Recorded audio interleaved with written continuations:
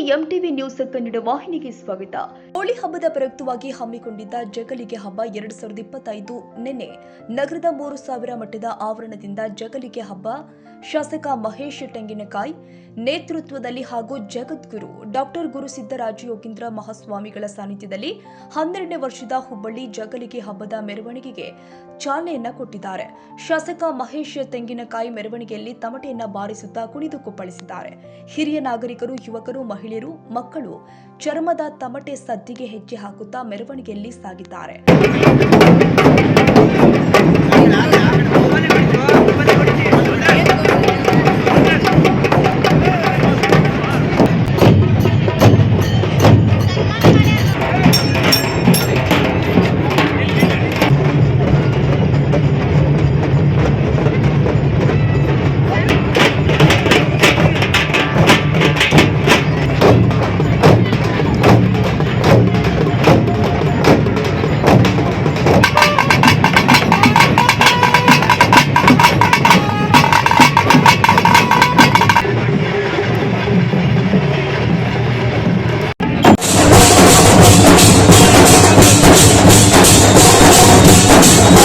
ಜಗಲಿಗೆ ಡೊಳ್ಳು, ಜಾನಪದ ಮಚ್ಚಲು, ಹುಲಿವೇಷ, ಬೇಡರ ವೇಷ ಹಾಗೂ ಕಲಾ ತಂಡಗಳು ಗಮನ ಸೆಳೆದಿದ್ದಾವೆ. ಮೆರವಣಿಗೆಯು ಹುಬ್ಬಳ್ಳಿಯ ತುಳಜ ಭವಾನಿ ವೃತ್ತ, ನ್ಯೂ ಮಾದರ್ ಓಣಿ, ಶಿವಾಜಿ ಚೌಕ, ಬ್ರಾಡ್ವೆ, ದುರ್ಗಾದ ಬೇಲ್ ವೃತ್ತ, ಬೆಳಂಗಾವ್ ಗಲ್ಲಿಯ ಮೂಲಕ 3000 ಮಟ್ಟದ ಆವರಣಕ್ಕೆ ಬಂದು ಮೆರವಣಿಗೆ ಯಶಸ್ವಿಗೊಂಡಿದೆ.